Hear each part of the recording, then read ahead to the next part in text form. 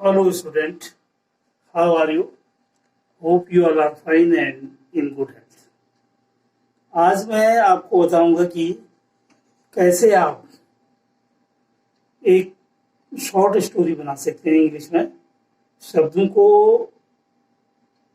मिलाते हुए, शब्दों के सीक्वेंस को रखते हुए और शब्दों को सेलेक्ट करते हुए, सेलेक्टेड वर्ड्स को किस प्रकार से आप उसको स्टोर करते हैं, किस प्रकार से आप उसको एक ग्रुप में रखकर एक शॉर्ट स्टोरीज बनाते हैं। इतनी स्किलनेस जिसको आप कहते हैं वो आपके अंदर होनी चाहिए, खासकर 9th 10th के स्टूडेंट्स के अंदर, कि अपने आप स्टोरी बना सको। पहले क्या है, उसमें छोटे छोटे वाक्यों को लीजिए, उसके बाद जो है उन्हीं वाक्यों को आप अंग्रेजी में ट्रांसलेट कर दीजिए, नो प्रॉब्लम। अब जैसे क्या है, ए थर्स्टी क्रो, प्यासा कौवा। थर्स्टी क्रो के ऊपर आपने स्टोरी लिखनी है, आपने स्टोरी बनानी है।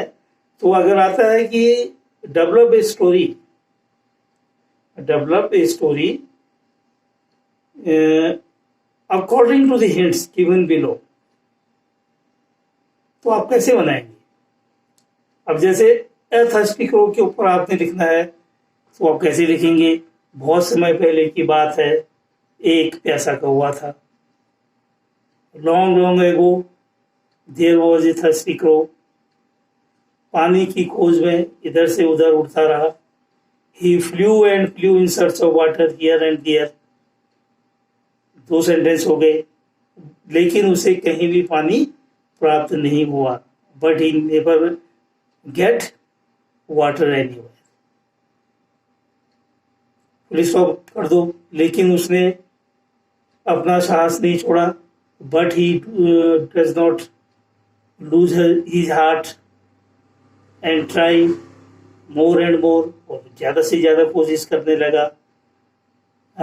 अंत में जब वो आसमान में उड़ रहा था, तो उसने नीचे देखा एक पानी का एक गार्डन देखा, और उस गार्डन में एक पानी का घड़ा देखा।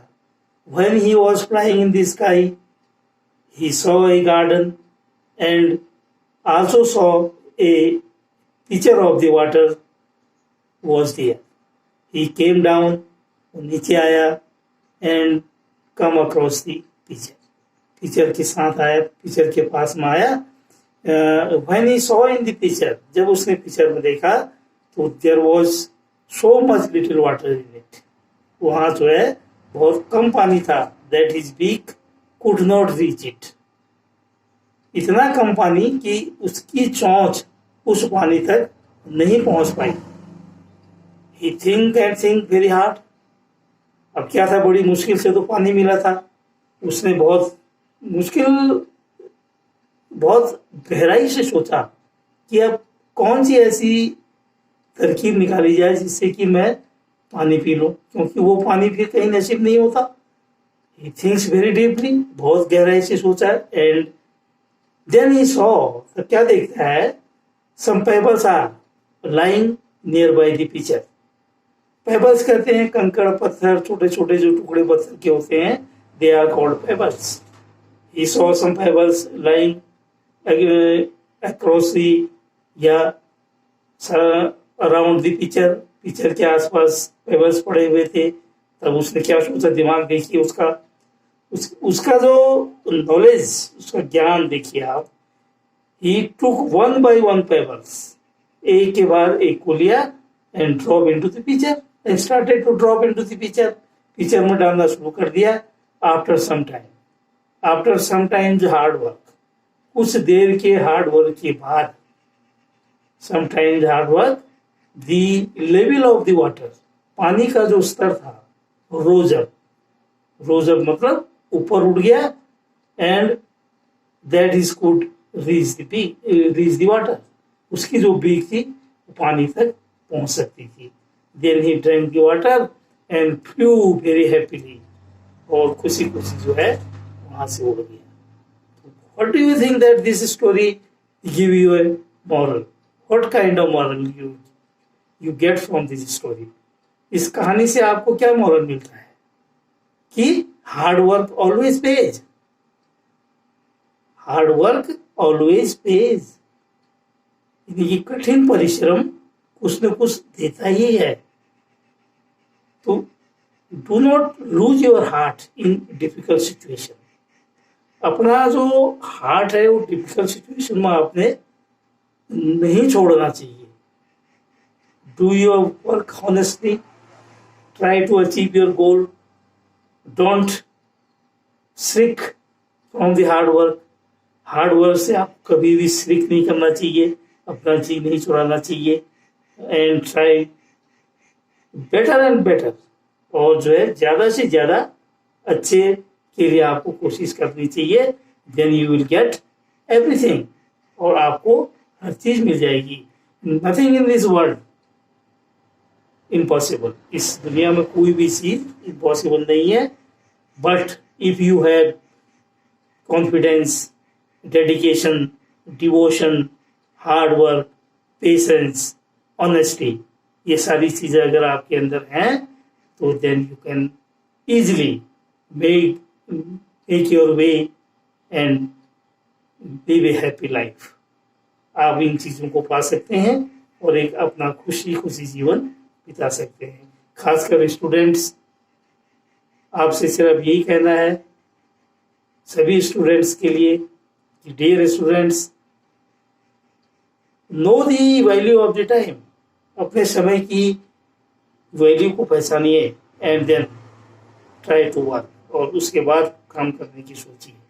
Don't waste your time, don't shirk your time, do not make your time to waste. बेकार के कामों में अपने टाइम को बर्बाद करना जो है, this is the mistake, this is the stupidness, मूर्खता है ये। Care the time, once time gone never will again, you all know of that saying. So I hope you also try to write a story. आज मैं आपको कह रहा हूं कि आपने एक कहानी लिखनी है। A farmer and his four sons. A farmer and his four sons. This is the topic. Anyone can write about it. 6, 7, 8, 9, 10। एक किसान और उसके 4 बेटे, इसके ऊपर आपने जो है एक कहानी लिखनी है। जैसे मैंने आपको अभी थर्स्टी क्रो के बारे में बताई, तो वो कहानी आप लिख के भेजिए। उसमें आपने कैसा लिखा है, आपकी स्किल कैसी है, तो लिखना अपने आप है। Try to write himself in your own words. ये इससे कोई फायदा नहीं कि आपने वहां से देख के लिख दी, वहां से देख के लिख दी। That is it means you are betraying yourself. इसका मतलब तो यह है कि आप अपने आप को धोखा दे रहे हैं, तो ये इससे कोई फायदा नहीं है। Try to write himself. आप अपने वर्ड्स में लिखिए, अपने सेंटेंस में लिखिए। मिस्टेक होगी कोई बात नहीं, वो बार बार मिस्टेक होगी, लेकिन फिर at the end is better, आखिरी जो है ठीक होगा। तो डियर स्टूडेंट, आप इसको लिखिए और मुझे कल इसको सेंड कीजिए, फिर मैं आपको बताऊंगा कि इसका जो है असली वर्जन क्या है। Till then, goodbye, thank you.